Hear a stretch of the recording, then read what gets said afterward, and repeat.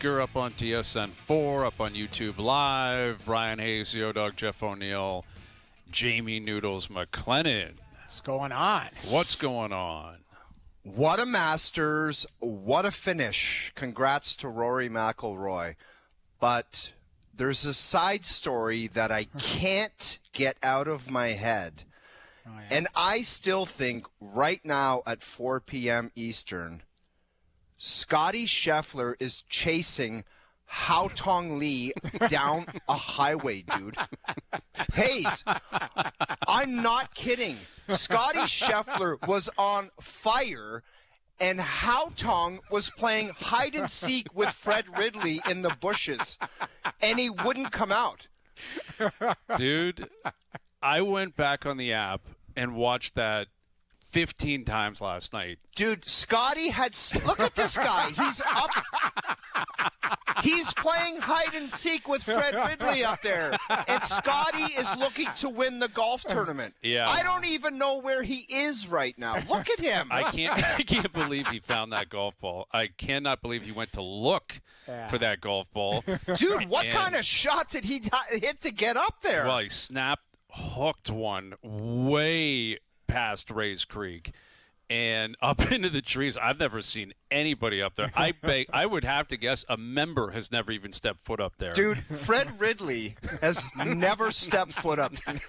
I think Fred Ridley, he must have possibly jumped in a cart and drove down to 14T and pulled Hao Tong aside. I honestly think Freddie wanted to walk up there and say, Scotty, keep playing, and Hao Tong, you can catch up with him because this guy's trying to win the Masters. Well, Scotty plays quickly. He was frazzled, man. Right. And, I hate to take away from Rory's story, but Scotty Scheffler hates Hao Tong Lee so much, and he grin-screwed him on the 18th green, and they smiled, and I think Scotty Scheffler wanted to stone cold stunner him in the locker room. I think you're right. Because the wild thing is, Hao Tong took a triple on 12. So he was. Oh, he started folding sod over on 12 first. On 12, and Scheffler's on the green saying, "This guy is killing me. I'm chasing the third green jacket. I'm feeling it right now. I haven't had a bogey in 48 hours." Yeah, and Hao Tong goes Dorf on golf.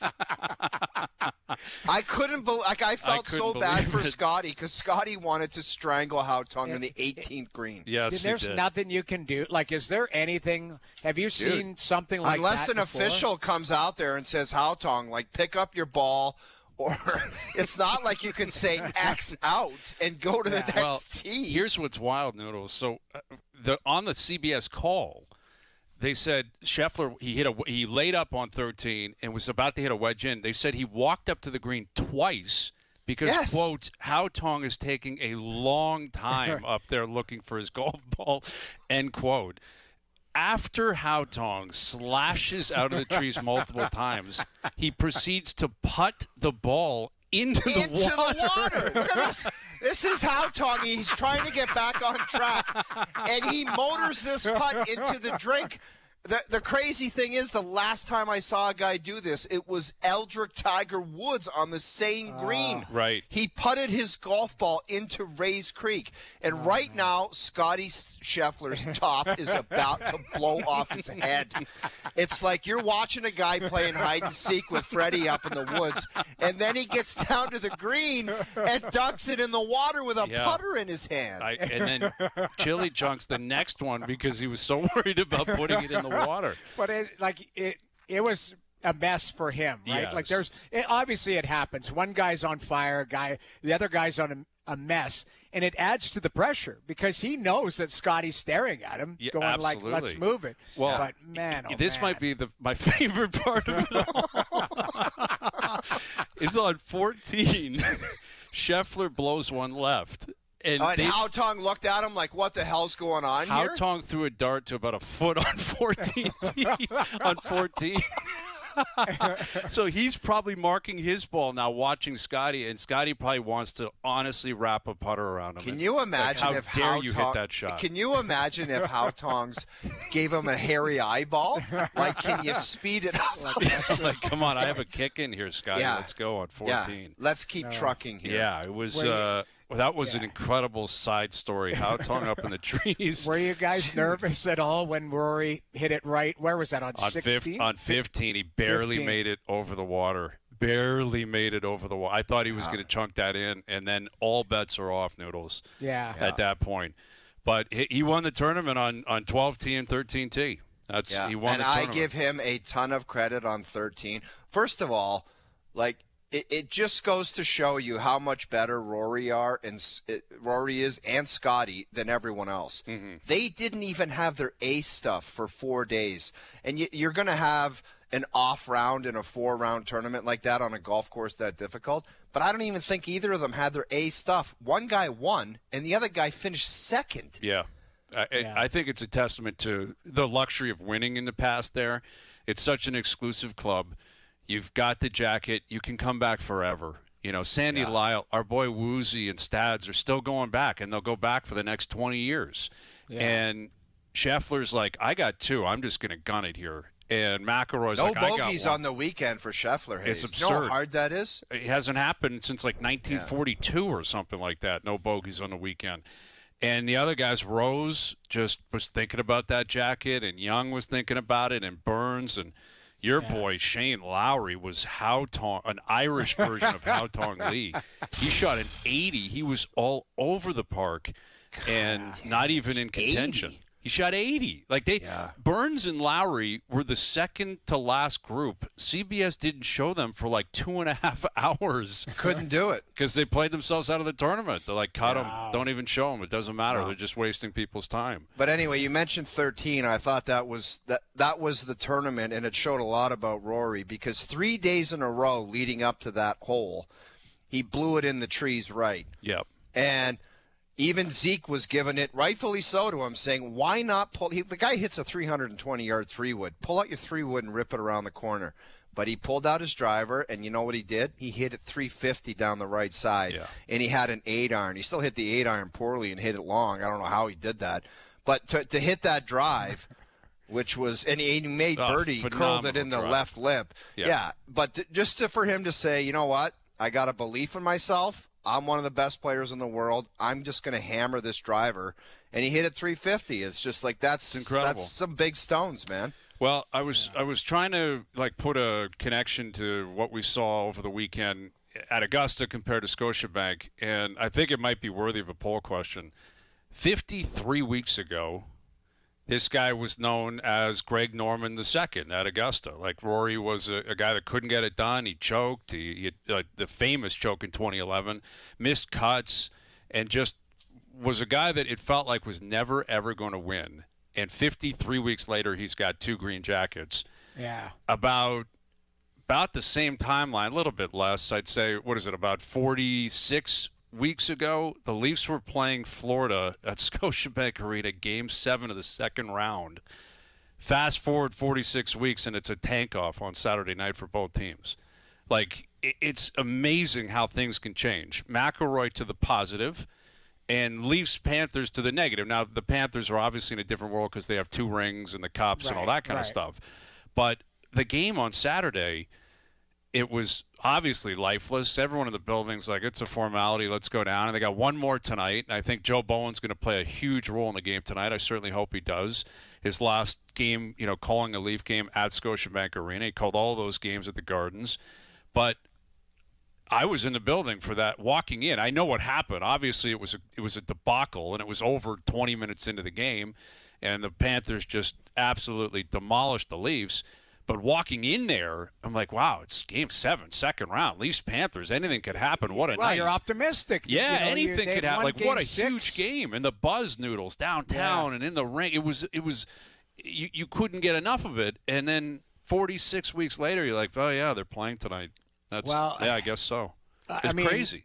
Were you guys, neither one of you, I'm assuming, were in the building Saturday night for that? Because it looked busy. I mean, fans showed it's Saturday up, night. Right? For sure. Saturday Why not? night. Absolutely. And those would have been big tickets early in the year, Noodles. Oh, huge. Right? Last Saturday night game against Florida, you're thinking that's probably for first place in the division. Or I kept thinking that, and Wednesday night game is going to be a throwaway too because Ottawa clinched. Like, I kept thinking in my mind, I'm like, Wednesday night's going to be a massive game. At the start of the season, when I looked at the schedule, I'm like, that last game of the season could be for something. Ottawa, Toronto, and that. Both teams just probably want to shake hands and go, no injuries, no nothing. It sounds like, was it announced? Are they having like their clean out on Thursday or Thursday, something? I believe. That's what it sounds like. It's like, okay. That's a quick turnaround. Quick turnaround. We're out of here. Let's get the hell out of here. All of that type of stuff. I thought today, how many guys will play their last game at home as a Leaf today from that roster? There's probably, obviously. Or should? No. Two very not different should. questions. There's a two difference because, there's we can all have our different opinion on should. There is the word will. So I'll go with will because I think there are a few, obviously, and, the Stetchers and guys like that whose contracts are up and that, like, that's different. But I'm looking at there's a players real with term, possibility. You're saying. Players with term. Players that might need a change, players that might put their hand up for change. Or I think 3 or 4.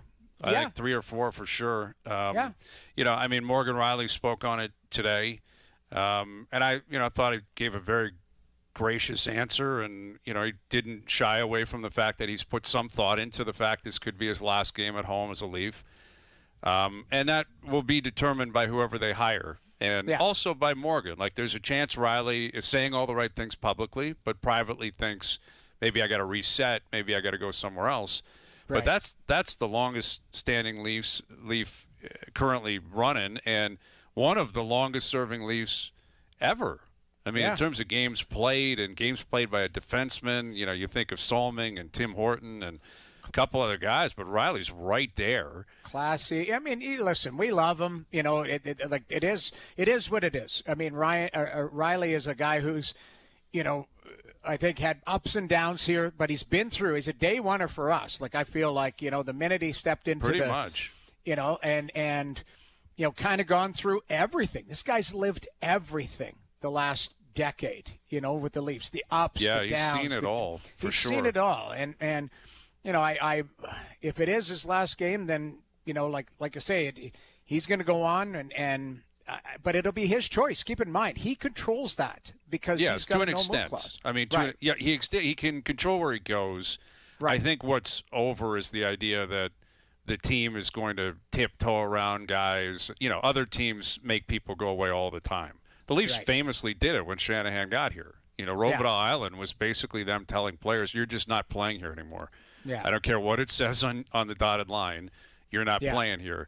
So I am curious to see what that approach is going to be, and that may factor into who they hire and how that person sees the contractual world. Yeah. Like Lou Lamoriello, Lou's as old school as it gets, and he's been around forever, and he had seen and done it all, and he had no problem calling up an agent or calling up a player and saying, "You're not playing here anymore." That's not easy to do. It may be mandatory; it's a part of the job, but that takes some stones. You saw it with the Rangers the last couple of years, Brian, where it's like, oh, okay, you got this or you got that. We're going to do this, and you're not coming back. They did it to Barclay Goudreau. Remember, it started with Barclay Goudreau. Yeah. And it's like Jacob Trouba was their captain. Trouba. Kreider. They just said, you're out of here, basically. And they changed it now. Listen, it didn't work out for them. The Rangers are still right at the bottom. It might take a little bit for them to rebuild. It's different, but there's lots of answers, questions to be answered here in, Matthew's status. Obviously, it's good that he's going to be talking. I thought I read that, right? Yes, he is going to speak, which obviously should have been mandatory and is mandatory. He's and that's going to be very compelling. I'm expecting a standard Matthews press conference. Yes, going to take my time. Yes. I don't want to get into it. Now's not the time. And hey, it would have been great to see a better response. But I know everyone in this room loves each other. Yeah, it'll be a kumbaya. We didn't have it. What are you going to do? I have made suggestions publicly in the past that have fallen on deaf ears. I would assume this one probably will as well. But I actually think it's a big opportunity for him to grab the bull by the horns and really launch yourself into the captaincy, because he's been the captain for a couple of years. I don't know how much it really resonates with people. This year obviously has been a disaster, but he could take the opportunity to step in and say, I've been listening to everyone. I want everyone to know I'm a Leaf. This is unacceptable. We're not going to let this happen again. It starts with me. Like, he could really take charge here. Not holding my breath. Don't expect it to happen. But it would be refreshing if it did. If he stepped in and said, I would like that, as opposed, like, I would like some clarity where he. What I don't want is just, I got to get my knee better and just take time to reflect on the season. That doesn't. You might as well not even bother talking. Exactly. You just said it's a priority to talk and it's almost mandatory. Just come out with some heat and say either, I got a lot to think about, where at least lets people know that, and I got a deadline by however long it is, or I'm here to be a Maple Leaf and I'm going to stay a Maple Leaf. One or the other. Yes, exactly. That's one the or thing. the other. That's the thing, though. Like, it took McDavid a long time to sort out, a 2-year extension type of thing. Like, if he's legitimately thinking, okay, what's the next 4 years or 5 years as a Maple Leaf for me, Austin Matthews, going to look like? I don't think he has the answer Thursday morning. But, he legitimately might say, we're on the clock here. I'm going to decide if I'm here long term or if I'm going to move on. Now, I don't think he's going to say those words on Thursday, but I think that's what you're aiming at, Brian. Yeah, like, I would say you have the answer if you're not going anywhere. You wouldn't be the first athlete ever to say, stop asking me. Like, Sid just went through it for 5 years. Stop asking me. I'm not going anywhere. I'm a Penguin. Right. I'm the captain, and I put pride in this. I'm not leaving. Stop asking me. He could do that. And if he knows that that's his answer, he should say that. I think if he doesn't, then obviously it opens the door to uncertainty with his future and what could happen and where he stands and where the team could take this. But that option is available. He doesn't need time to figure that out. You've been a Leaf for 10 years. You're the captain of the team. If you're in for the fight, if you're a Leaf and you want to be a Leaf for life, there's no I have to sleep on it. Well, the only thing I would say to that, and I think this is fair to point out, he has no idea who's driving the bus. So, again, it would be like, I want to be here, but if they hire, X, Y, and Z, and that guy coming in says, I'm breaking it down to the studs, then that's something that has to. That could be part of his comment too, Jamie. If we suck, or it looks like we're going to suck, I'm not interested, and that's a fair comment. But I guess that's in a perfect world, we'd love to hear that, but I don't think he's going to Thursday morning. He's not going to know who's driving the bus. Like if they come in and there's somebody that says I need to go scorched earth with this, and Matthews, you want to be a part of that, or I'm going to move you because I need to move you for assets because we have no prospects, we got no picks. Like that might be something that the new guy factors in. Like you were just talking about, Brian, like guys have to go if they decide. I'm not saying Austin Matthews, I'm not saying Willie or anything. I'm just saying if the new approach from the new person is I'm selling a 5-year rebuild, a 4-year rebuild like they did in Montreal, like they did in, New York, like they're trying to do in Vancouver, then Matthews has a lot to think about as well. Sure. Well, and that would open the door to, if the team wants to move him, like maybe he would be careful of that. Like, I don't want to come out and commit and then here in 3 weeks, actually, we'd rather you traded. Yes, exactly. Then that makes it awkward. I can't picture that because of ownership. Forget who the new person is. I can't personally picture, my opinion, that the owner would allow for that to be the directive of the team. That's the uncomfortable thing about the conversation, Hayes, is there's no GM in place. You know what I mean? Well, that's like there's no one to call him and say, hey, this is what we're thinking here. Who the hell's going to do that? Well, it sounds like it's Keith Pelly that's been doing it, right? Like Keith admitted that he would text it back and forth and maybe talk to him. I don't know. I mean, I hear what you're saying. That person is not available and will not be here on Thursday. Yeah, but that's he may have an idea, though. If Pelly's told him, listen, I'm not hiring anyone that's blowing this up, then he's got his answer, right? Like no one's going to just get the job and then force Keith Pelly into something he doesn't want to do. I mean, we've addressed that. That's not the way it works. No, whoever gets the gig is going to have a directive, and they're going to operate based on those standards. Yeah. So Leafs Dallas tonight, and then in Ottawa on Thursday. We know 3 Canadian teams are going. Right, that's been a question all year. How many are going to make it? There were 5 that made it last year, and now there's 3, Montreal, Ottawa, and Edmonton. And Edmonton pulled their weight. There were ups and downs, but everyone thought they'd make it. Montreal, it always felt like they had a chance based on making it last year. And Ottawa, the same thing, but it was so ugly through like 40 games Wow. 45 games, and they Hayes, just last take it week off. I said, guys, you can't ignore the greatness of Jared Bednar in Colorado and John Cooper and Lindy Ruff's got his name in the hat. But you have got to give consideration, at least put him in the top 3 or 4 for that job that Travis Green did with the Ottawa Senators this year. To get a team in the playoffs and play that way, the way their goaltending struggled. And by the way, good on the goalie, because I was critical of him a couple of weeks ago, but that guy played like a grown-ass man coming down the stretch, and he got the wins he needed to, and he got the job done. Jamie, I'm sure you would agree with that. And the whole 100%. Team, just to keep scrapping and battling, they showed an attitude and a mentality that's deserved to get in the playoffs. And I think if they can get healthier, how many guys are they looking to get back, Jamie? A couple?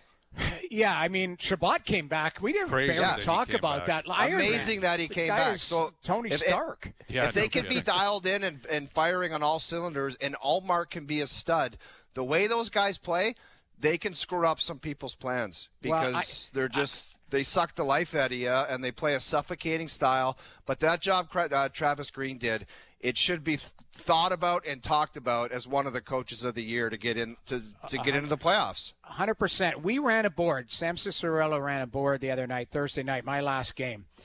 January 24th, okay? The Atlantic standings. Guess who was in first place? January 24th. Detroit. Yes. Sickening. 69 points. Detroit Red Wings. Guess who was in last place? Ottawa with 53 points. Mm-hmm. So they were 16 points behind the Detroit Red Wings. And guess what, Jamie? Let me tell you something, bud. You know what Travis Green said? He said it to his players. Screw it, boys. Let's go on a run.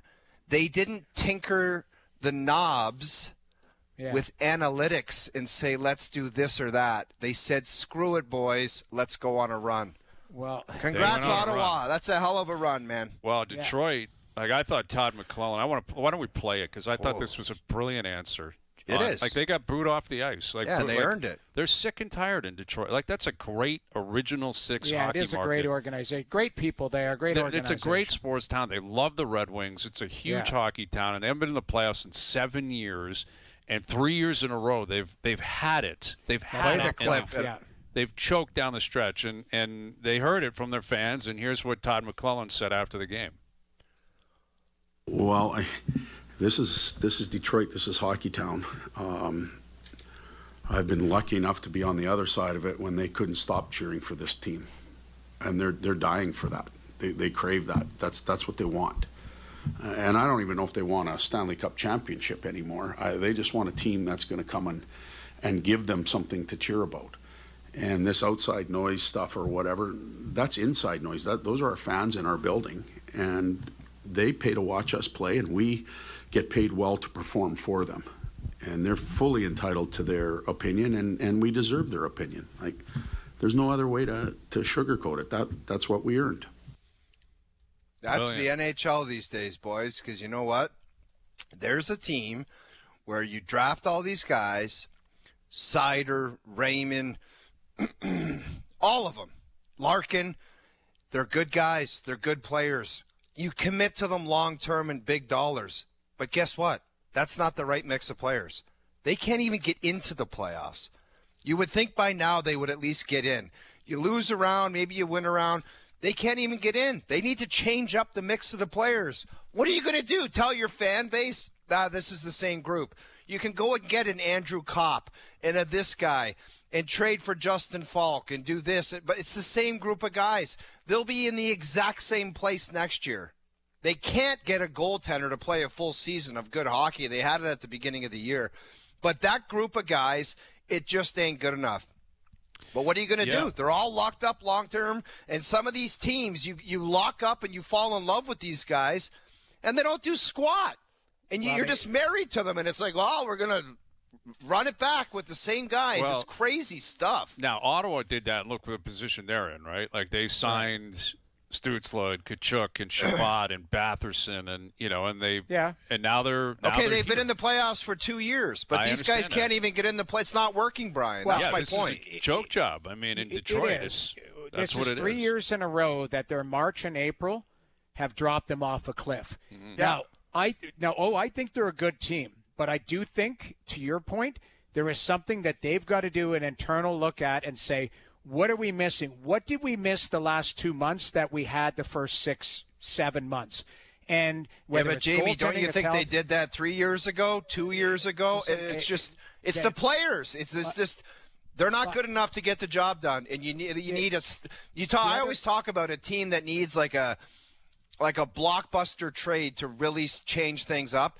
I think that's one team that needs to do that. I'm sorry. I don't know who the hell you're going to get or what you're going to do, but to say that, like, I know Stevie's a really smart guy, but if he got in front of a microphone this offseason or next week, whenever it is, and he said, I really do believe in this group, I'd have a tough time believing it, man. I don't even know if he could get those words. How many times do you need to see that? If you're a guy in a Red Wings hat sitting on your couch drinking a beer, and they said, we just got to keep believing in these guys, and maybe next year they'll break through, what would you think? Hold on, we just witnessed it 9 years in a row here. Exactly. They made the playoffs. It's no different. Still. Yeah, but it's a different level of they're going to keep believing because the reality is you don't have a choice. You keep drafting, developing. You hope you augment it properly with goaltending, with coaching, with free agency. And there's 32 teams. There's going to be 34 in the next 4 or 5 years, and it's going to become more and more difficult. Craig Button will join us. We got to go. We got Craig coming up. He'll join us just after 5 on this and more. The Jays are off today, thankfully. Springer on the IL. I mean, Scherzer and Lauer lost them that series. They just got destroyed. Their starting rotation is in shambles right now. It's real trouble. They're in Milwaukee starting tomorrow. We'll get to that. Brad Faxon coming up as well. OverDrive continues up on YouTube Live. Now, back to OverDrive with Hayes, Noodles, and the O-Dog.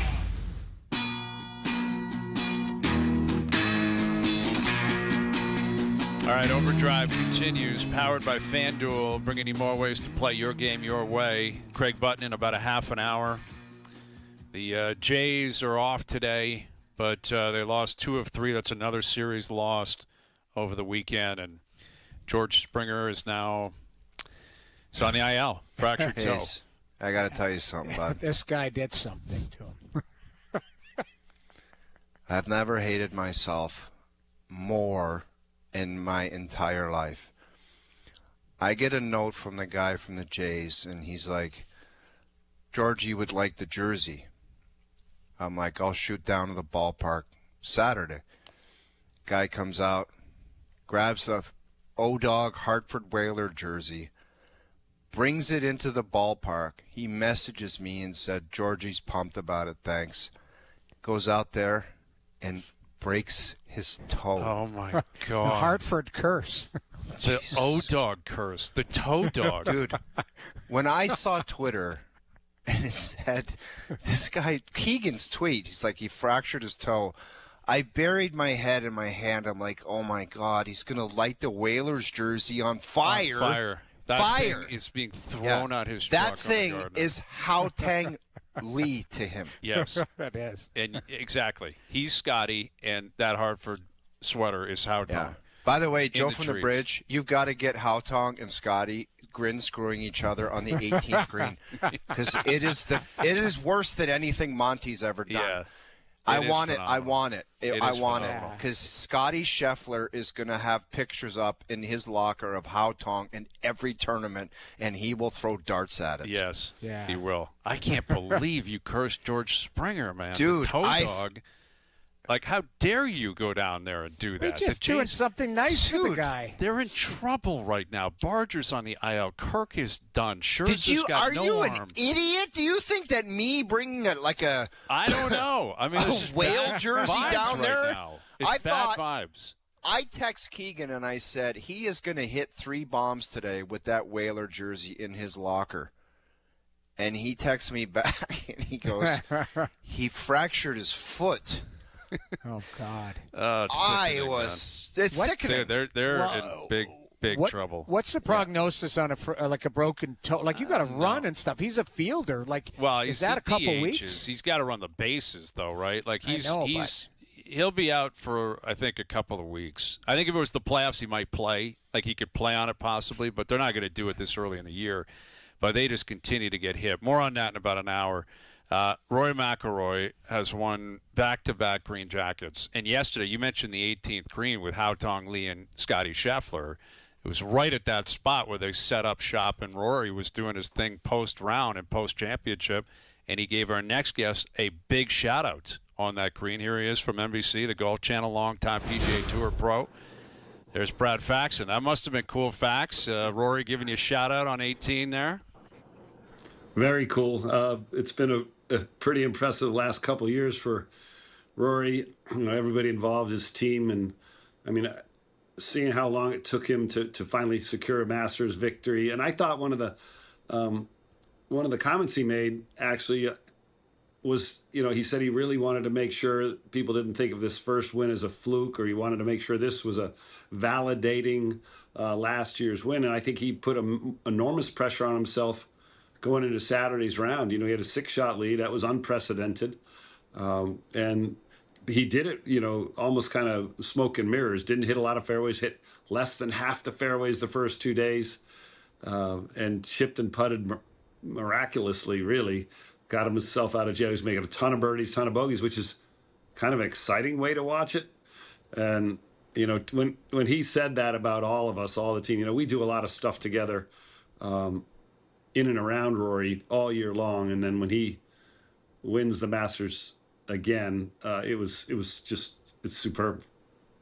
Fax, where do you think his mindset was after giving up the lead on Saturday? Like, as opposed to just saying to the media, I'm still in the lead, I'm still comfortable. Where do you think he actually was? I mean, you probably really know where he was, but just give us some idea.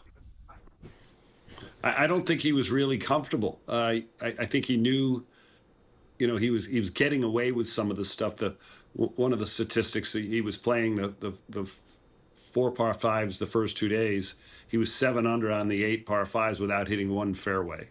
That doesn't happen very often there. His wedge game was taken over when he had missed the greens, putted some beautiful putts there as well. And I don't think he was secure with his swing.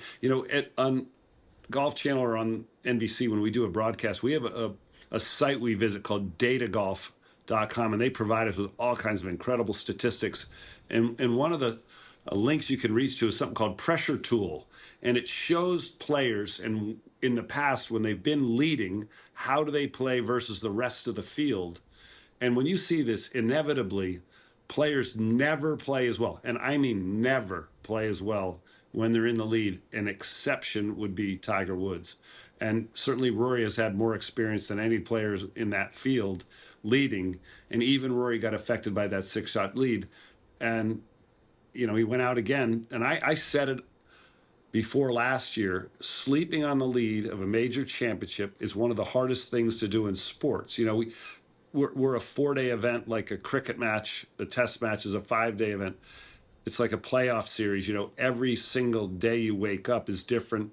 The amount of time you have to wait on a Sunday afternoon to go tee it up, right? You're playing at 2:45. And for Rory, it was compounded by the fact that he hadn't won the Masters. He hadn't won the Grand Slam. And, you're sitting there all by yourself Sunday morning in the house where you're renting. What do you do with that time? It's hard. Yeah, it must be. And it's amazing. We said it earlier this hour, 53 weeks ago, his reputation was a guy that can't get it done there, probably never will get it done there. And now 53 weeks later, he's a 2-time champ, and he's one of these all-time great Masters champions. And the door is completely swung. Like, it was 11 years of why can't he win at the not that he wasn't close. We know that he was very close many, many times. But it has completely opened the door to projecting maybe double-digit majors. Maybe he doubles down on the Slam. Where's your prediction for the next 8 to 10 years on Rory? Yeah, it's a good question. He's 37 years old. He's been playing professional golf now since he was 17 years old. So over half of his life he's playing professionally, and he's maturing. You look at physically his stature. He came out at 155 pounds in 2009 and 10. Now he weighs 180. His golf swing speed, ball speed are as fast as they've ever been. It's very rare that he gets hurt. This was He got hurt right after or during the Arnold Palmer Invitational, just a month before the Masters, with a tweak of the back, and that's only been the second time I think he's ever withdrawn from anything from injury. So, I mean, he's been remarkable that way.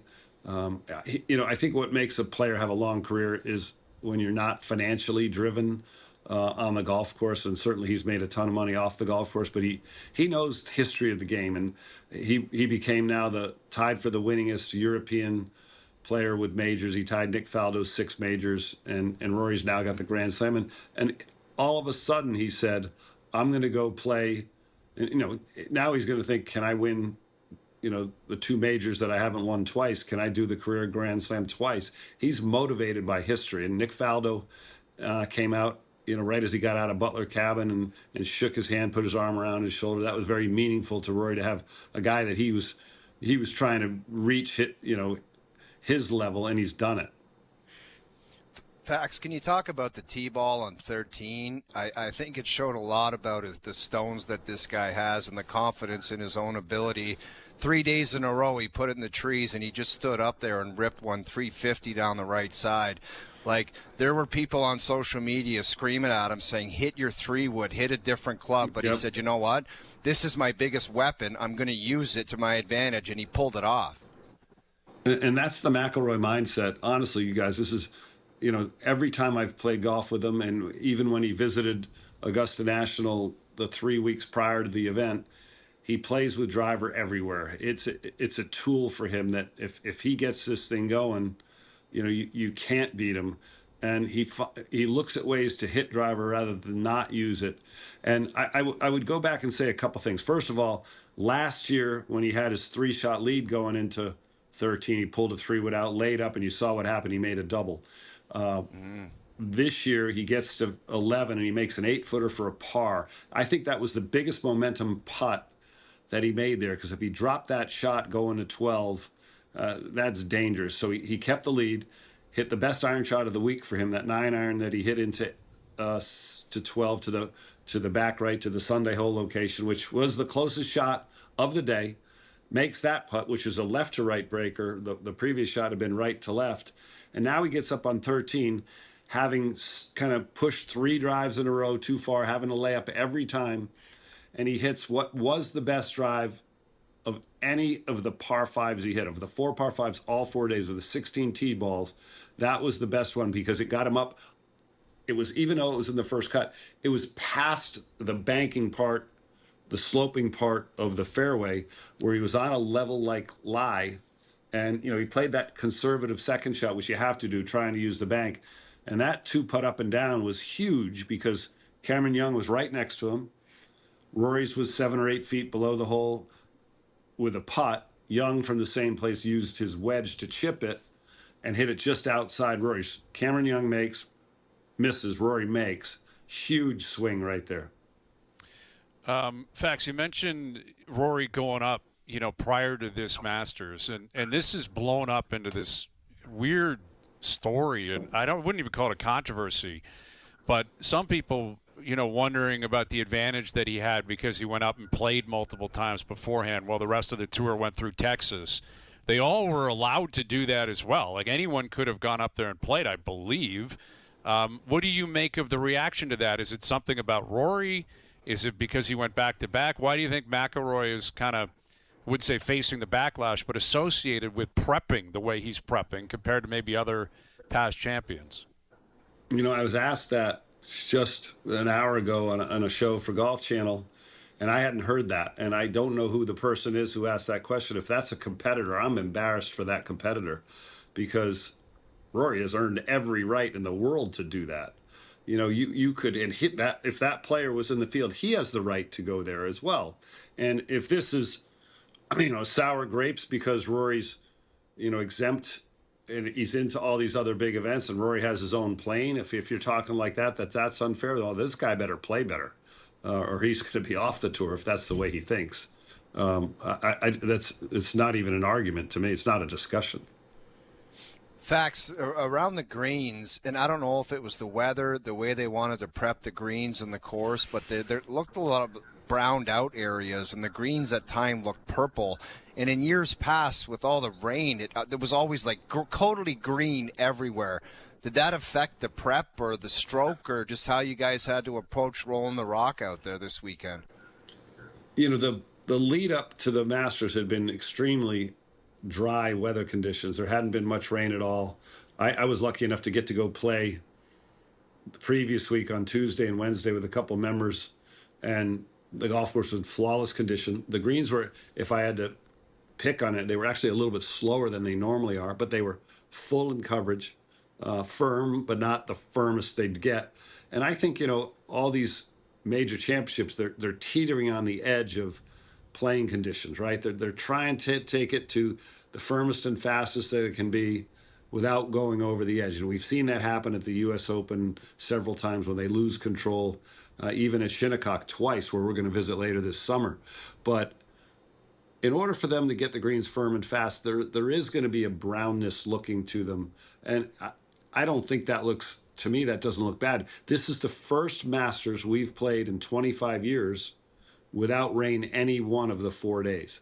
So, yeah, did they were watering the greens, but more of a syringe than a soak. So that they kept the greens firm. I actually thought there would be lower scores on Sunday. But when you saw the hop the golf ball is taking, that was a big first bounce for a lot of them.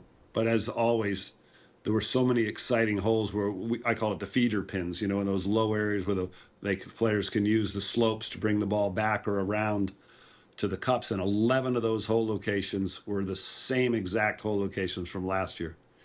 Awesome. With Brad Faxon. We'll get you out of here on another question about the future where I guess I'll look back quickly. 4 of the last 5 winners have been Scheffler and McIlroy at the Masters. McIlroy holds on yesterday. Scheffler goes bogey-free over the weekend. Scheffler number 1 in the world, McIlroy number 2 in the world.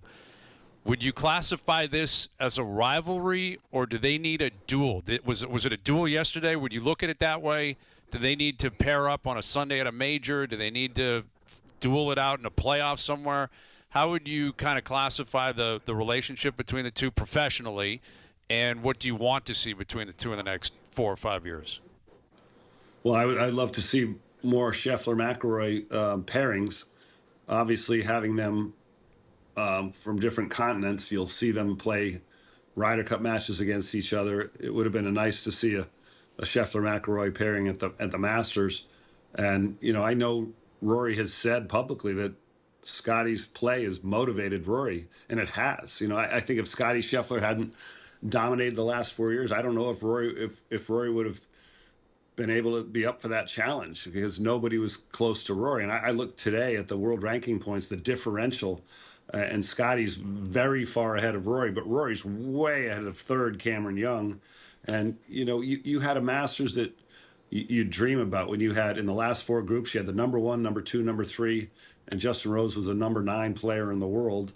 All of them would have telling stories. If Rose had won at 45 years old, having come from, you know, losing in the playoff to McIlroy last year, that would have been tremendous. Scheffler had this sort of arithmetic progression of winning on the even years, similar to Arnold Palmer back 58, 60, 62, and 64. So, I mean, there was so many storylines. Rory said afterwards he was so glad he came to that 18th hole with a 2-shot lead, not a 1-shot lead like he had last year when he played Rose. And again, Rory provided more drama for us with that tee shot. You know, where'd that ball go? It was really closer to the 10th fairway than it was to the 18th fairway, and got a heck of a break to have a full swing and a shot that he could fly up there. And, you know, CBS kind of messed up a little bit on that shot. They couldn't find the ball. There was no tracer. And for a while, nobody knew where it was. I think there was a little panic there to figure out what was going on. And Rory made a very, very difficult bunker shot look pretty simple. That lie was terrible. That lip is high.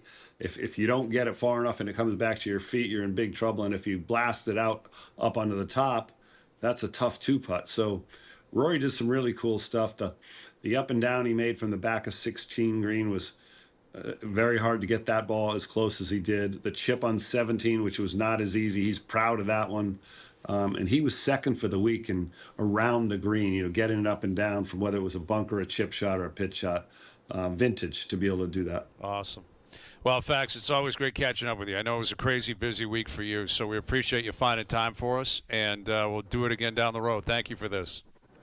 Always, guys. I love getting the call to be on your show, and hopefully we'll do something up at Shinnecock where, wow, big story if Scotty Scheffler can win there on his birthday on Sunday to win his Grand Slam. Wouldn't that be something 2 years in a row? It'd be incredible. Awesome. We'll catch you well before then. Thanks, Brad.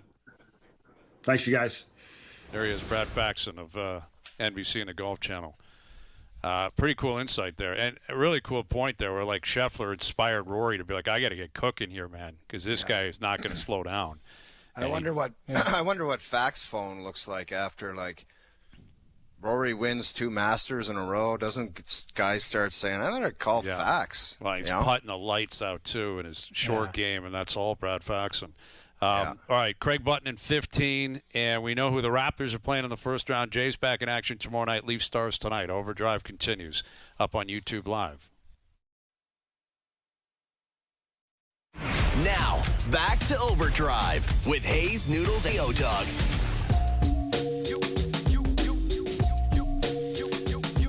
Was an honor for me today, fellas. I was at the National Cheer competition to watch my daughter perform, and the Jags from Collingwood were outstanding. Yes. Very proud of my daughter, Ellie. There she is after the competition. Love it. Way to go, Ellie, and way to go, Jags. You guys were amazing out there today.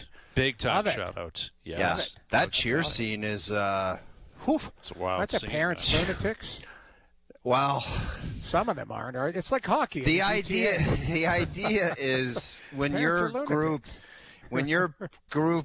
kids are like on the mat, the stage, you got to go up to the front, and it's like there's parents like doing the full routine, and I'm like, I'm not. I just have to sit by myself. I got to sit by myself. I've seen it. You see the moms in the front row like doing the routine. Dude, they're doing the routine because they know the routine and they want their kids to do well, and I'm like, no, I don't go to the front. I sit with my coffee. We got to make that happen, though. That would be amazing. Dude, can you imagine if a vid surfaced?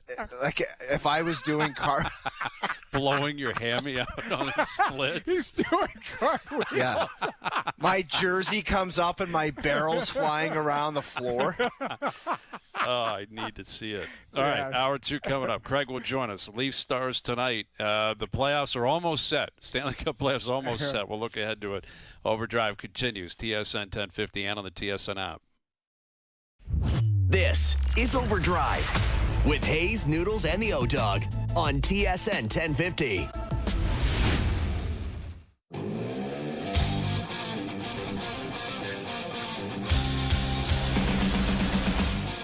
Guys, hang on a sec. Hour 2 OverDrive. Brian Hayes, Jamie McLennan, Jeff O'Neill. There was another storyline at Augusta National that absolutely chapped my ass. And it was on the 16th tee. There was a gentleman Saturday and Sunday who was right in the shot of the guys teeing off with a bright yellow egg salad hat. Yeah. Yep. If I was Jimmy Nance, I would have called security and said, get him out. Because he knew exactly where to sit. Everyone that teed off with the view from the green, egg salad. Every single shot. He was there. Dude, I don't know if – look at that guy. How about egg the 2 salad guys hat. behind Move them? the pick up, Joe. We got to see the guy. Yeah. Egg salad hat guy. That's Harmon. He went through it like 11:30 in the morning. So that guy was... He was there all day with that egg salad hat. And I don't know if it's because he got momentum from Bobby Weeks or what. Yeah, but even the guys in the like Burberry behind him, it's like, what is happening on the 16th tee? They got to clean that up. Didn't he have 2 colors going though? Wasn't there a green one with yellow writing as well? I think you're right, Noodles. You got to have options, right? Yes, he had another option. You got to have options down there. All right, Craig Button in a few moments, and we've got, not surprisingly, you know, a lot of Leaf fans obviously follow us online. We've been asking people about the 3 Canadian teams going to the playoffs. Yeah. Right? Leaf fans are salty. They're like, we're not rooting. And I'm not asking anyone to root for anybody. Wow. But we thought it was somewhat of a reasonable question to ask people. Something to chew on, brought to you by Boston Pizza. This playoffs, BP is summoning the hockey gods to tilt the ice in Canada's favor. Join us and feast like a hockey god on our new playoff menu. See you for puck drop at your local BP. Which of the three teams, Edmonton, Ottawa, Montreal, do you think will go on the longest run? I think it's a very reasonable question right now that a lot of Canadian hockey fans are asking. We still don't know who we don't know who any of them are going to play yet, right? Yeah, they're all jockeying still for position at this point. I think if it started tonight, you might have Ottawa and Carolina. You could have Ottawa playing Montreal, Tampa, or Buffalo. Edmonton could win their division. They could finish second. I mean, anything could still happen here. Under the gun, who's your pick? I'm going to say Edmonton with Draisaitl coming back game 3. Game 3 of the series. Although I am concerned of Draisaitl. Like he was out skating today. His leg looks massive. I don't know what he had going on there. Well, he's wearing a brace, I think. But it's so. Noodles, you got to pick. Who's your pick? I want to say Ottawa, but I think Edmonton is, if they can play Anaheim. I still believe that I think Vegas will win the division, and I think it'll be Anaheim, Edmonton. Although LA's got a couple games in there, they might slide into third and bump Edmonton down. But is it going to be LA, Edmonton again? It might be. It might be. I mean, that's a weird one because LA has one extra game than Edmonton and Anaheim. Edmonton plays Colorado tonight. I don't know if they want to win or if they don't want to win or whatever. I think Vegas could win the division. Now they haven't lost since the Torts is there. Now, apparently, Draisaitl's been skating for a week. Right. I was messaging with Rashog today just to see what I don't know if he shows up game 2, game 3, or whatever. I think he shows up. I think the craziest team could be Ottawa. I'm not showing no respect for Montreal, who's a hell of a team. They've been outstanding. Hell of a team. They've been I so just good. think I'm biased because I've watched Ottawa build here. And, you laid it out in the 4 o'clock hour. I think there could be a problem for a lot of people. Yep. I think the way that team's built, and if they get healthy, if they get Clevin back, but I mean Sanderson's been a rock star. Looking good. It scared me the other day with Brady. I don't know what happened there. Yeah, that was goofy. That wasn't like an injury. That was like dizziness or something. Yeah, that looked like goofy. It knocked him equilibrium type of thing. Now I'm sure he's fine. He's an absolute warrior. But, if they are healthy, I think they might be. This is what it looked like somebody's stick, Barzell's stick coming off the bench or whatever that was. But he was having some trouble. But if they're healthy, I think they might be a problem. I think if Edmonton gets healthy, that division, they might do something. But there's no guarantee. I could see a pathway for all three guys, to be honest. And I know that's a lame answer. Well, but it is a lame answer. Such a lame answer. It is true. Now, injuries, Noah Dobson's out for the Habs. That's a big hit. Concerning. That's a big hit. But that adds to Draisaitl being out. It adds to, if Clevin, you said, is banged up, Jensen's not available for them. Yeah. So now Dobson is a legit 23, 24-minute a night stud. Yeah. And Reinbacher's been called up, and I'm curious what they end up doing there. The right side of that defense has been challenged in Montreal throughout the year. They feel really good about their left side. The right side is, past Dobson, I think, somewhat of a weakness for them. But it is a difficult question to answer without knowing who they're going to play yet. If Edmonton plays either Anaheim or LA, they will be a favorite. They should be a favorite. Doesn't guarantee anything, but they will be and they should be.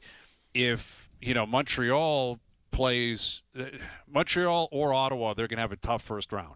It's just Ottawa's going into Carolina. If that's what it is, that's tough. Here's the one thing I would say about that. Sorry to interrupt. I think Ottawa matches up well against Carolina. They mirror each other the way they play. Sure, but that can go both ways. You're not wrong, Noodles. I'm not predicting Carolina definitely wins the series or wins the series even, but it's not a cakewalk. No. Anaheim to me is not ready for prime time. I think if Edmonton smartens up and goes, let's just shore this up and play, they might win that in 5 or 6. I think, and I would say the same thing about LA. With their history, with the way they've played all year, Carolina is going to be ready to play. They're going to be healthy. They're going to be ready to play. They haven't been talked about a lot. They had an unbelievable season again under Rod Brindamore, but why can't they just smoke everyone's ass? Let me ask you this then: who plays Game 1 in net for them? Carolina? Yes. Is it the kid? Jamie, or, not it's the kid, the 27-year-old rookie. They or are is it faced Freddie? with the same question every year. Can their skilled players step up and play with some jam and get things done? The Sebastian Ahos, the Svechnikovs, the Stankovens, all of them, Yeah. the Blakes, because they've been getting pushed around a little bit year after year. Not a ton, but they need to step up in a big way. Yeah. And the second part is their goalie going to have a mystery injury and disappear, and then they go to another guy and another guy, or just who's going to start, period? Because I got to be honest, if Freddie Anderson's the guy going in the net, I don't trust him a whole lot. Bussy's going to play at some point if Anderson even gets Game 1. Right. I think that's just a reality. So I've been going through the experience of the goalies throughout the playoffs. Outside of Vasilevsky, and the crazy thing is, Freddie Anderson has 80 games of playoff experience. He's got a wealth. Like going back to Anaheim, Toronto, so he's played a lot. You want me to detail what's happened in them? I'm not. I'm just saying played, from though. a games played standpoint. Oh, I forgot. You guys are analytics guys. No. Games played is I'm talking about. I know. Only But Sonny you guys, Bassett knows you that guys stat. look at things differently. I forgot. I don't. Yes, what I'm games trying played. to do is say, explain experience. That's Yes. all I'm saying. Doesn't mean anything. It doesn't, because Jacob Fowler might be the guy in Montreal he's played. I've got more starts in the playoffs than he does, and that's concerning.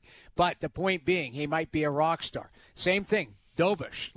Montreal, there's no experience there. Monty's the guy who's got experience other than the other two. And he ain't playing. But that's my point. You're going to see, because there's no Bobrovsky there, and we are going to have a new cup winner, throughout the playoffs here, you're going to see different storylines working from the net out. Honestly, and, it's weird in the East, Noodles. I don't love anyone other than Vasilevsky. I guess Swayman has had really good playoff numbers before. And he's a player. Swayman's a legit player. Swayman would count. But for me, it's Vasilevsky, then Swayman. Every other team, it's a question mark. Right. Like Philly, Pittsburgh, Carolina, Montreal. Dobish has been phenomenal, but let's see what he does in the playoffs. Allmark, who knows? In the playoffs last year, he wasn't very good. But you go right Buffalo, through it, Alex Lyon. But that's the thing. I think there's Buffalo. I looked. There was 3 games experience. Right. Where Colorado's probably the favorite in the playoffs. There's 11 games experience in net there between the two of them. Yeah, it's that's a again, question mark. Vegas, Edmonton, they all have them. They all 11, have them right now. 11. You look at the senior goaltenders. You mentioned it, Freddie Anderson, Vasilevsky. Stuart Skinner is one of them as well. Stuart Skinner's played a lot of games in the playoffs the last couple of years, obviously. But I look at it. There's not a lot of experience on the quote unquote cup contenders. Jake Ottinger obviously in Dallas, but yeah. Let's bring in Craig and see maybe how he would answer this question. Yeah. Here's our director of scouting, Craig Button, joining us now. Craig, is there something funny? What's going on? You all right over there? Yeah, well, we're talking about goaltending. I'm thinking about the goal that went in on Jet Greaves last night by Mark Kastelek, and I'm going, the goaltending is so unpredictable. And the goaltending coaches that teach these goalies how to play goal like that, they should all be fired on the spot. Well, it's going to be a big debate, isn't it? When you're going to be asked in the next few days, give us your bracket, predict how you see it plays out. How do you go to goaltending first when you're thinking about a team's journey through the Stanley Cup playoffs? How do you approach that position compared to everything else? Well, I mean, what I would say is you better have your defensive game in order. You better have your penalty killing in order. The power play is gravy as far as I'm concerned. If you don't have your defensive play and your penalty killing in order, your chances of moving along are remote. You can have the greatest goalie on the planet. Now you're relying on one part of your team to cover up weaknesses in your other. And then the goaltending comes in. Jamie, Jeff, you guys all know this, Brian. Listen, if you just ask the goaltenders to do what they're capable of doing, you'll be fine. But when you ask goaltenders to do more than they're capable of doing, or you force them to do more because your team is so bad, Oh, yeah, the New York Islanders, defensive play. Everybody, listen, the only reason they were in a playoff race was because Sorokin was standing on his head. Yeah. So to me, that's the order I go in. If your defensive play, and I'm talking about your metrics and everything that goes with it, and your penalty killing isn't in order, you're in trouble. Craig, thanks for bringing up the metrics, because I didn't know if you knew this, but we're an analytics show now, so I appreciate that. I wanted to ask you about data-centric. You're data-centric. That's right. That's right. Yes, I like the sounds of that. What are the chances the Colorado Avalanche, Craig, who just the incredible start, and it's almost like we got bored of the story, and it would just goes on and on. Like, they're very deep, they're very good. If they get goaltending, what are the chances they just smoke everybody's asses and go on a heater here? Well, you're not going to smoke everybody, but they're so good. And, you know, the only area of their game that was really struggling was the power play, and they've got that in order now. Defensive play, offensive play, goaltending, penalty killing, all top of the league. So other than like a capsize in the goaltending or a major injury, and Jeff, I went through it when I was with Dallas in '98. We were the President's Trophy winners. We had everything going.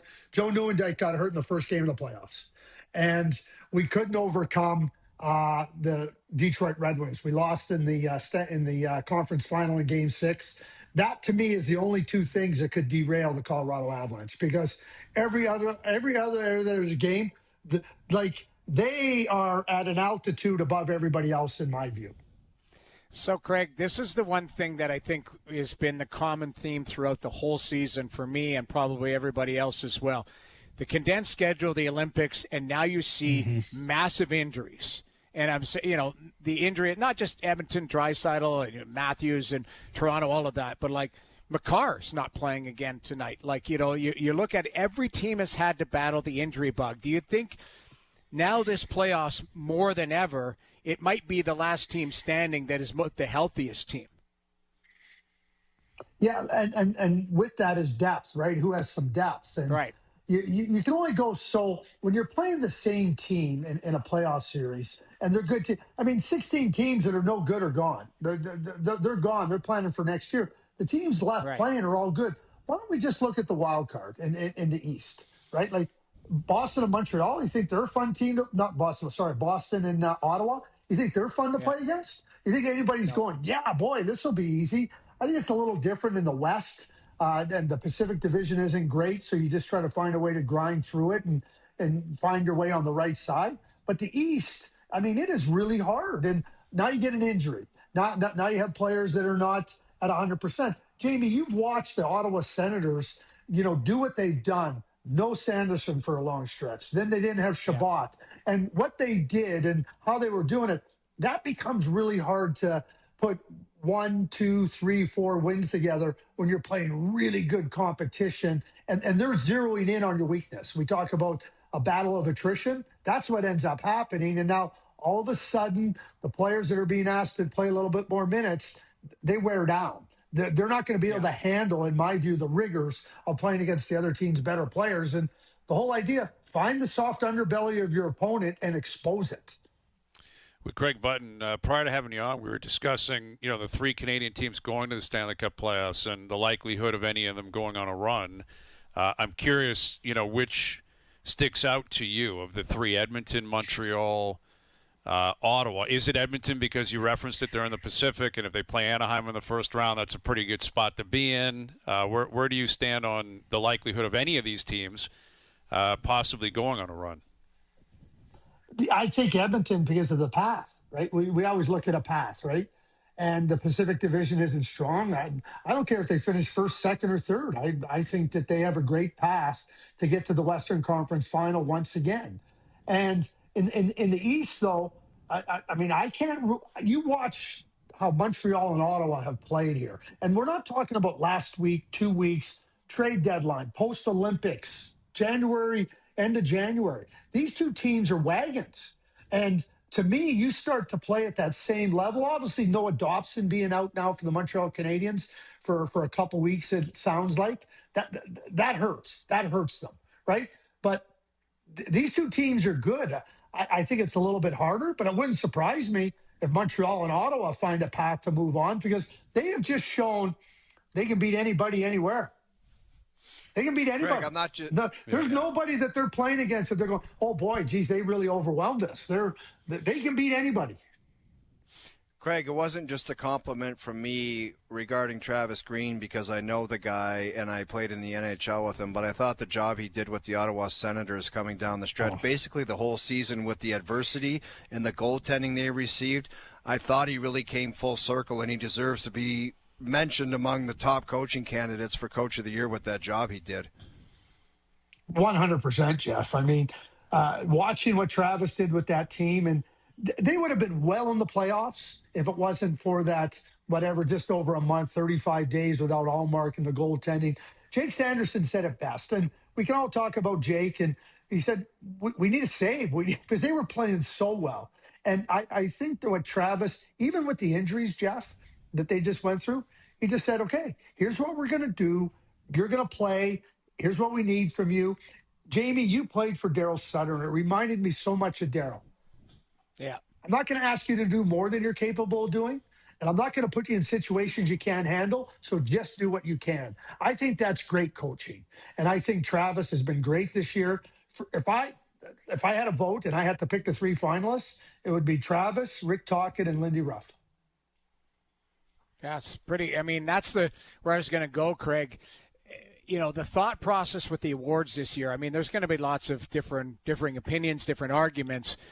Are you of the, I guess, mind that your team, to be up for award, your team should make the playoffs? And I'll give you an example, Celebrini, in the Hart finalist type of thing, or Sorokin, a Vezina finalist, because he's been unbelievable and he almost dragged his team to the playoffs, but he didn't. So, does that put a hamper on the way you look at it? Because that's where I'm an award to chooser or whatever, and I'm struggling with it because I do believe a lot of those players deserve to be in that thought process. But again, you got to be, pushing your team to the second season as well.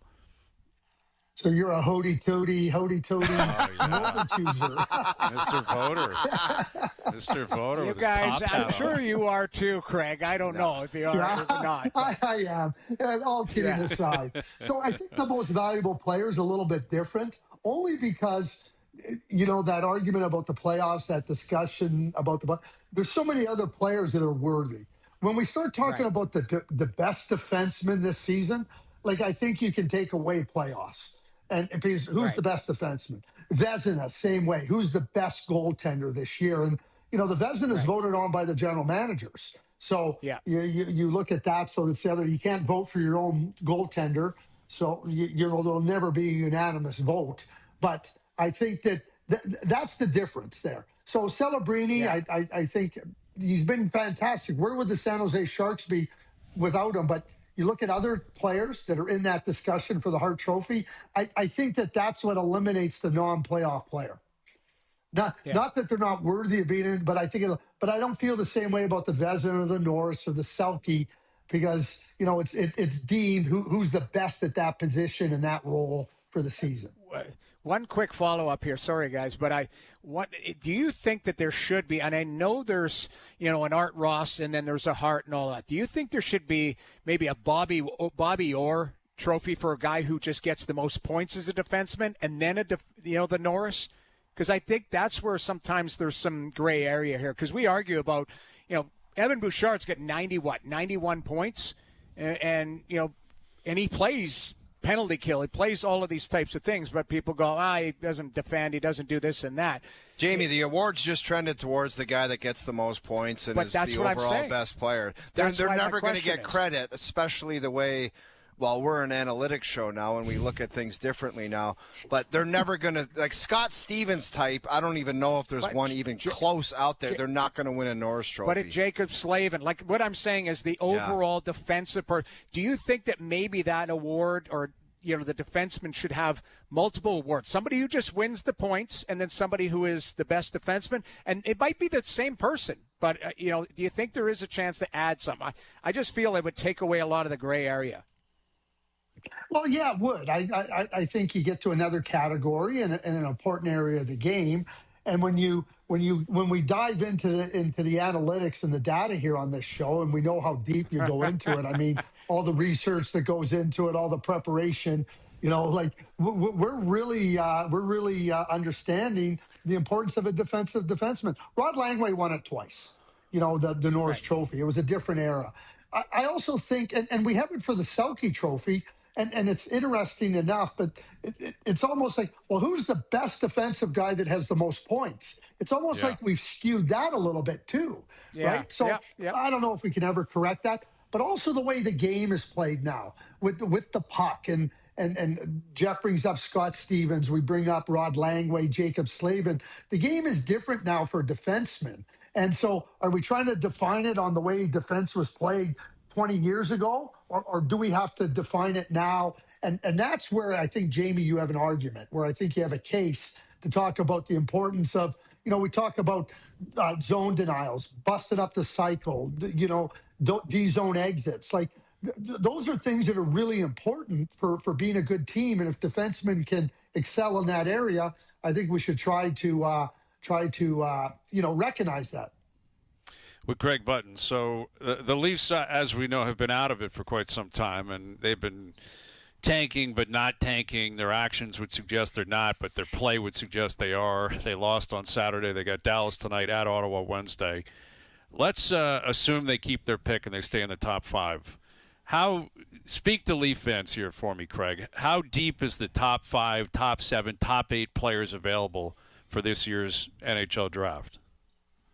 It's deep. It's deep. And you get a selection of I can't imagine if Toronto just stays in the 5th spot, I can't imagine any scenario where McKenna or Stenberg are around. But now you go to a whole group of defensemen, like some really good defensemen, and that's Veerhoff and Chase Reed and Carson Karls and Daxon Rudolph and Albert Schmitz. Then you got the centers. You got Caleb Malhotra, and you got Viggo Bjork, and Oliver Suvanto, who's a big, strong Finnish center, is another guy that could get into that group. So it depends what you want, where you want to go. But all the guys I just named, I think can be real significant additions to the Toronto Maple Leafs. And that's what they need. They need significant additions. They need players that can be frontline guys. There's nobody in there that's Austin Matthews. There just isn't. There's not an Austin Matthews in there. There's not a Matthew Schaefer in there. But there's really good players and you need good players. Toronto needs good players. I think the only guy that was trying to win on Saturday night was Craig Berube when he pulled the goalie. I got notes from about 4 people. What's Berube doing? Pulling the goalie? Yeah. You don't want to win. Challenging. Everyone's like, what are you doing? Like, just relax. Please. Is Gavin McKenna going number 1 overall, Craig? Like, is that a slam dunk first overall pick? I'm not going to say slam dunk, but I don't think there's a better player. Are there players that are close? Perhaps. But I don't see a better player than Gavin McKenna. And I think he went and showed it in the second half of the season at Penn State, where he showed that he's not only dominant, but elite. And Jeff, you as a really gifted offensive player, smart player, I know this about you, and I know this about players like you. It's really hard to play with guys that don't think at your level or don't have the skill at your level. I give Gavin massive credit from learning from the first half of the season and applying it in the second half of the season. Not saying I can't do it, but understanding, okay, how can I get the best out of myself and the best out of my teammates? And I think he did a fantastic job of that in the second half with Penn State. And that's why Penn State became a better team. And I think that he really showed some real significant progression in that regard. Craig, it's even difficult to find guys to think at your level doing this job, so I appreciate the comment. Exactly. Don't I know it? What do you make of Hage going back to Michigan? You probably love that, obviously, going back to Michigan. I hate that, man. I hate it. Get to the NHL. Get to the playoffs, man. That guy could be at the Bell Center next week. He's not ready for the NHL. No? Not now. No, not at all. And that's my opinion. I love Michael Hage. I think he's a terrific young player. And I think there's 2 reasons a player should leave school. Okay, number 1, you don't want to be a student athlete. Number 2, you've absolutely dominated. I think Michael loves being a student athlete, and he's going back for his own reasons. I think you have to respect that. And he's not he's not ready. People say he's coming in. He's not going to play in the Bell Center. He's not playing for the Montreal Canadiens this year. He's not good enough. And that doesn't mean he's not going to be good enough. And, he wants to go back and play there. He'll turn pro next March. And he's coming off an injury. Like he missed the regional finals, and then he came back for the one game in the NCAA. So he wasn't even close to 100% in that semifinal national game. So I think that, depending on the severity of the injury or what it means, it might be one of those cases where, hey, this is what's best for me. And it's not so much about him, but being a captain, being a leader, going back, being a year older, I don't think it hurts Michael Hayes, and I don't think it hurts the Montreal Canadiens. Yeah, or the World Junior team, for that matter, right? He's not eligible next year. He's not. Done. He'll be 20. Oh. So he's out. Oh, there you go. So forget that point. See? Oh, you're right. Sometimes you just got to be on the right level with people, man. And that one, that was a dump and chase when I should have found you right up the middle of the ice. All right, Craig, great catching up with you, buddy. We always appreciate it. We'll do it again soon. Yeah, we'll see you this week. It should be fun. The end of the season, playoffs, and everything going good. So a lot of fun. Absolutely. See you, Craig. There he is, Craig Butner, TSN Director of Scouting, joining us here on the Maple Toyota Hotline. Red Tag Days are here. Check out the Toyota Tacoma and Toyota Tundra pickup trucks, both available as hybrids. Visit Maple Toyota right near Canada's Wonderland in the Maple Auto Mall. All right, best bet still to come. Jays in action tomorrow night. Raptors, they know they're going to Cleveland on Saturday. Game 1 tips off early afternoon Saturday. That was big development last night. Them ended up moving up to the 5 spot, so they end up playing Cleveland instead of New York, a team they went 3-0 against this year. So more on that later in the hour. Recapping of our Augusta picks as well. OverDrive continues. TSN 1050 and up on TSN 4.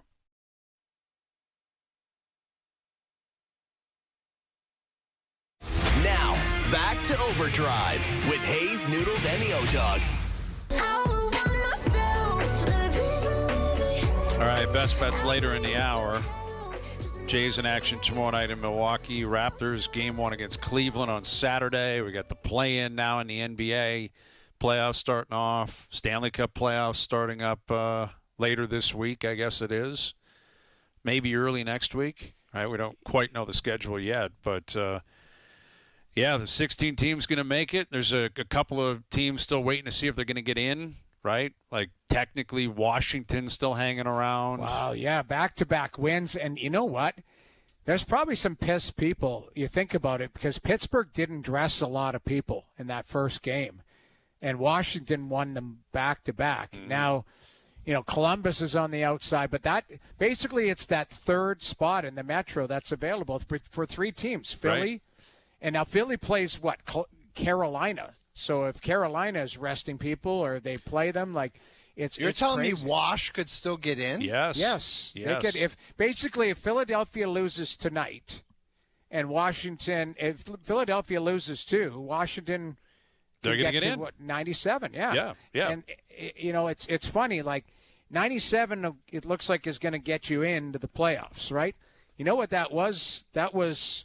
The last year in the West, Calgary Flames missed with 96. So and Montreal made it with 91 last year. Yeah, so they've kind of flipped this year as far as divisions and all of that. And that's the one thing. Oh, in the 4:00 hour, you brought up Detroit. Who in that division's getting weaker next year? That's the other thing. Well, it's kind of exactly what I said, Jamie. It's like, okay, we still believe in these guys, and we're going to go back at it next year. But you don't make decisions based on your fan base. But I just don't think anybody would believe that, and I don't see it happening myself. Why would things turn out any different? Well, it year to year it's different. But the one thing is, the Atlantic is still going to be a juggernaut next year. Because I don't see a lot of those teams, the teams that have pushed up now, the Ottawas, Montreal, Buffalo, and then I think Florida's going to come right back if they get healthy. They got to sign Bob, but outside of that, I think they could be a dangerous team next year. See what Toronto does. Detroit was right there. To me, that Atlantic. Yeah, 5 is not teams going make it man. in the Atlantic every year, basically, or they have the last couple. And I think going into next season, you'd probably project the same thing, but. Yeah. Listen, like the Leafs are at the forefront of this because it's been so ugly and so awful. And we had this conversation last week that I think a lot of Leaf fans, you sway with the times, obviously. Like, what have you done for me lately? And it's like they're so bad, this couldn't possibly turn around. Pittsburgh and Philly, nobody saw them being competitive this year for a playoff spot. They're both in, right? Yeah. They're both in. The Islanders are knocking on the door. Buffalo. Now you can look back on it and say, well, I've always liked Dahlin, and, this guy's pretty good, and Power's grown a little bit, and I've always been a Tuck fan and a Thompson fan. Sure. Yeah. You can say that now. You didn't in September, and you certainly didn't in October, November, and December. So things change. Year over year, it's different. Every year is a little bit different. The Leafs need a lot of things to break their way. There's no denying that. They need to turn some people over. They need to get goaltending that's healthy and ready to go. I'm not sure what they're going to do with that position. What's up with Stolarz? Like, he's done. It sounds like now the injury could lead into his offseason and affect his offseason. I don't have a clue how to predict that. Dangerous thing. The only thing, Hayes, you're talking about, that D needs revamping. Like the other teams we're talking about have number one defensemen. I don't know if there's a number one defenseman available this summer. There's not. By the way, touching on the goaltending, you got to draft guys, that guy. Yeah. I love the different reports in the last 2 weeks of people summarizing the Leafs and saying the goaltending is a position of strength. No, it isn't. No, it isn't. Why? Because of the volume. There's 4 of them. They can't get a guy to go in there and play 2 weeks of NHL quality goaltender, whether they get hurt or whatever. They can't do it. Not 2 weeks straight. That's not quality NHL goaltending. That's not depth at a position. That scares the hell out of me. If I was running a team and had that as my goaltenders, get tired, can't play too much, get hurt, not dependable, that's not depth at the position. That is a very scary part of the team, to be perfectly honest with you. You're not wrong in the sense that if they're healthy, I like the position. But the problem is that they haven't been, and that's the biggest challenge, right? Like, last year, a lot better because they were healthy and they pushed each other. It was just back and forth and away you go. And then Hildeby came up and got a couple games. They've got 4 guys. I like Artie. Artie's playing tonight, correct? Yes, he is. Yeah. So be nice to see him maybe not have 25 shots against in the first Good period. luck. Let's see with that. And him Good 5-5. I had a buddy call me yesterday just dying laughing about us talking about Artie high-fiving guys on the way off after the first period. That was a crazy scene, man. They were so bad. And he was like, good job, boys. That'll work, fellas. That'll work. Yeah. But I don't know why. I feel like they'll play better tonight. I don't know. I just maybe for Artie's sake or whatever. But they do have 4 guys. Again, who's going to go out? They're going to have to make a decision because 3 require waivers next year. So those 3 guys, not all of them are coming back. One of them is going next year by the time home opener next year. I don't know who I would have to believe that will be one of the first jobs the new head of hockey ops decides on. Like, which 2 are we going with? And that's going to be tough because how do you really – like, you'll know Wall and you'll know Stolarz, but how could a new GM know Hildeby and Oktayemov? Well, you're going to have to rely on people, right? That's the thing, exactly. Like, these GMs, this is what bothers me. And I talked to an agent yesterday. All the AGMs that put work in, they're in the rinks every night. So, to your point, Brian, they'll know who Hildeby is because I guarantee you they scouted him at the AHL level. They should put their work in. They can't just be a figurehead or just look them up on a computer. You better darn well know who you can trust and who you like, who you don't like. That's what makes me laugh, Jamie, about some of these proposed candidates that people do their buddies favors and say, this guy should be the next. They have no idea about, like, depth of, like, people's system, who's in the minors. They just think that they come up with some magic potion on the internet that they should be the GM or an assistant GM of a hockey team. Well, it's laughable. I know lots of those AGMs, and they work. They're tireless. Like they run their AHL team. They're in the rinks. When I'm in the rink, and I name a rink, I was in Detroit a couple weeks ago, ran into a few AGMs that are just out scouting, out knowing the league, because they're looking for their own team, but they're also helping out the big team and on guys that maybe have expiring contracts. So you got to know the league and the minor league and the East Coast League and who's coming. And that's the interesting part about this. I think the Leafs are looking for a couple people, a president who can run everything, and then a manager who would – and then a manager has to have a tree underneath him as far as, no pun intended. I mean, people underneath him that you trust, and not just by volume. Hey, we got 6 AGMs. Well, those AGMs better be workers, not people that just a figurehead that get an AGM title. Yeah. I mean, we'll see. There's been different reports on whether or not they are looking for multiple front office people or if they're just looking for one, and then they will fill out their staff. I kind of get the impression like it might be the latter based on what Pelly said.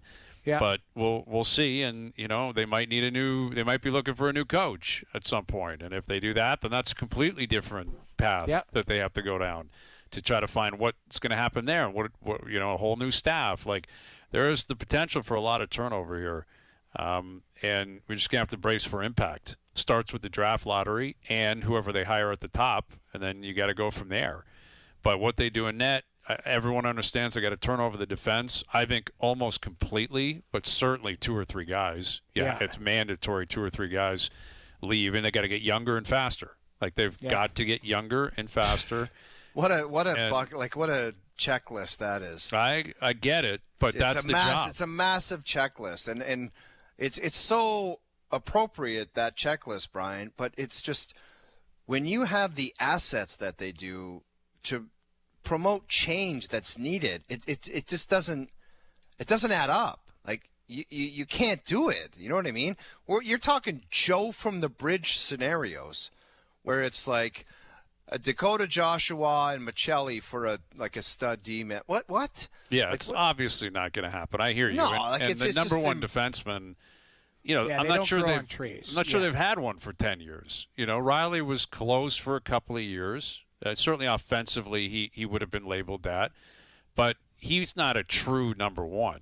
Like, he was never a top 8 or 10 defenseman in the league. Who was the last really good defenseman they drafted after Riley? Can you tell me? Probably Thomas Caberlet. No, I mean after Riley. After Riley? Sandin? Like, he's a player in the league. He's a good player. Top four. That's it. That's the one. Where was Jake Gardner? He was before Riley, Gardner was an Anaheim pick, too, and they acquired him with Lupul. I think it was in the Lupul deal. So he wasn't even a draft pick of the Leafs. So, probably Rasmus Sandin. That's crazy to think that you just couldn't hit on a D-man all those years. Where did Sandin – what did we get – or what did the Leafs traded get for eventually the Cowan pick. Remember, it was Sandin for who was the defenseman they got from Washington? I can't remember. Gustafson in a first, and they used that pick to take Cowan. Oh, that's a good pick then. So it did. Now, Sandin's a good player. Really good player. He's found a real role in Washington. But you're right. It's the history. We've talked about it. It's it was Salming, and there were McCabe and Caberlet, and a couple of other guys who have been good players. Riley's a good player. They've had some good defensemen, but they just have. Thing is, though, 40 years of them searching for it. They've just never found it. They've never stumbled across one. You can acquire young talent, but you have to be methodical about it. And again, the new manager has to come in and figure out how to do that. And either trading a big piece away where you can get picks and prospects, or you're going to have to kind of nibble around the edges and grab guys. Like I look at it, you guys know, I watch every team. I watch Calgary, I watch Edmonton, you look at what Stan Bowman's done there. They got, if you look at their roster tonight, like they've got Szymanski playing, Doc playing, Podkolzin, Savoy. Those guys are 23 and under. They're playing, and Howard's playing tonight. He traded Ike Howard for O'Reilly. Like, those, you can do that. You can get younger on the fly if you've got the pieces up top, kind of your spine of your team, but you need to get younger, faster, and cheaper, on the fly. Absolutely. That's the new manager's got to do that here in Toronto. It can be done.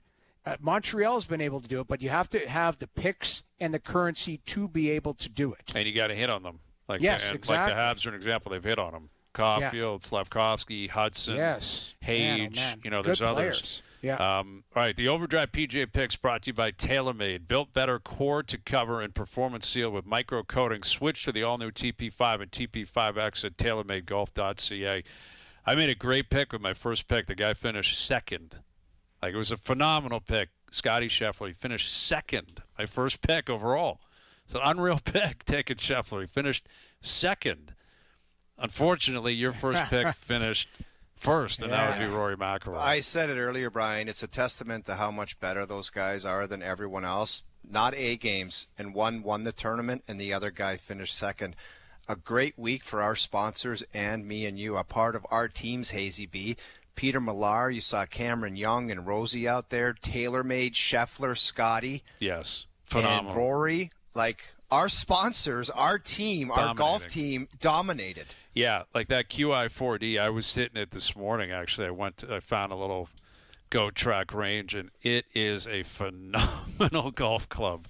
Phenomenal. You'll see when you put it in play. I haven't played with it yet because the weather hasn't been great yet, but we're getting close to it. But you're right, Rory and Scheffler, both sitting at the top, both hitting TaylorMade. And Sammy Burns and Rosie and Cam Young looking phenomenal and rolling around, and Peter Millar. Can't beat it. The OverDrive PGA Picks brought to you by TaylorMade. Built better, core to cover, and performance seal with micro coating. Switch to the all-new TP5, TP5X at TaylorMadeGolf.ca. McIlroy plays a TP5. He's got his own specialized name on it. You can do the same, TaylorMadeGolf.ca. So it's just an awesome tournament. It always is. Every year, for the most part, it's 10 under, 11 under, 12 under, and there's like 20 guys that are kind of in contention. Yet the cream rises to the top. McIlroy and Scheffler. It's like the World Series of Poker, man. It's the same guys sitting there at the final table. Yeah. And then Rahm, who a couple years ago, I would have said 4 years ago, these three will compete. And Rahm is just useless now at majors. Like, he shows up and complains and hits his ball all over the park and leaves. But Scheffler, McIlroy, and Rahm, those are the three guys who have won over the last 5 years. Pretty incredible stuff. And now we turn the page to the PGA in about a month. So lots more picks throughout the spring and into the summer. Canadian Open rapidly approaching too, right? Both Canadians made it into the weekend, Nick Taylor and Corey Connors, which was cool. We got the Canadian Open, RBC Canadian Open right around the corner. Cannot wait for that. OverDrive continues, TSN 1050 and up on YouTube Live. All right, Best Bets powered by FanDuel. Make your picks and assemble a same-game parlay in seconds on the FanDuel Sportsbook app. The total in the Leaf game, 6.5 tonight. I'm going to play the under. Dallas is done. Well, they're playing Mini in the first round. This will be a no-hitter. They're like, get me out of here.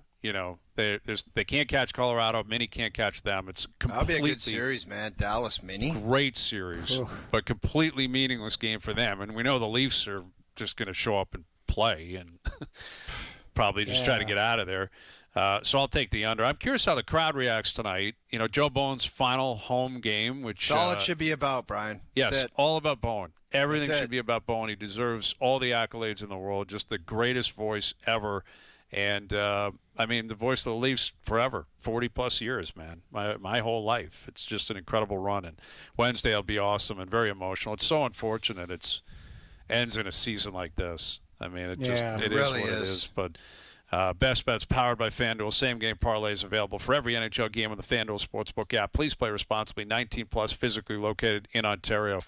But, this will be it. Like, if you're going down tonight, this is it. Leafs, we'll see them again in September for the preseason. What do they got? Tonight, Wednesday, it's over? Yeah. Wednesday in Ottawa. And like I was saying at the start of the show, like, aren't they having locker clean out Thursday morning? Yep. I would guess maybe Berube speaks Thursday, maybe Friday, and then you're on watch duty, right? Who are they going to hire, and are they going to win a lottery? That's the question for the next month and a half. Crazy. Yeah. Yeah, it's been an awful season. Right from the start, they've just been awful all year. They were never really in playoff contention. They had that one great 8-0-2 run, I think it was, where they snuck back into a playoff spot, and then it quickly faded. And post-Olympic break, it's them and Vancouver, more or less two worst teams in the league. Anyway, Leaf Stars tonight. Jays in Milwaukee tomorrow. And the Raptors playing Cleveland. Game 1 on Saturday. We'll start teeing that up later in the week. Good stuff. Thanks to everyone behind the scenes for helping out. We appreciate it. Everyone for tuning in today. TV, radio, podcast, web, and, of course, up on YouTube Live. We're out of here. Enjoy your evenings. Enjoy the games tonight. We're back tomorrow at Mackinac, we love you, brother. 4 p.m. We'll chat then.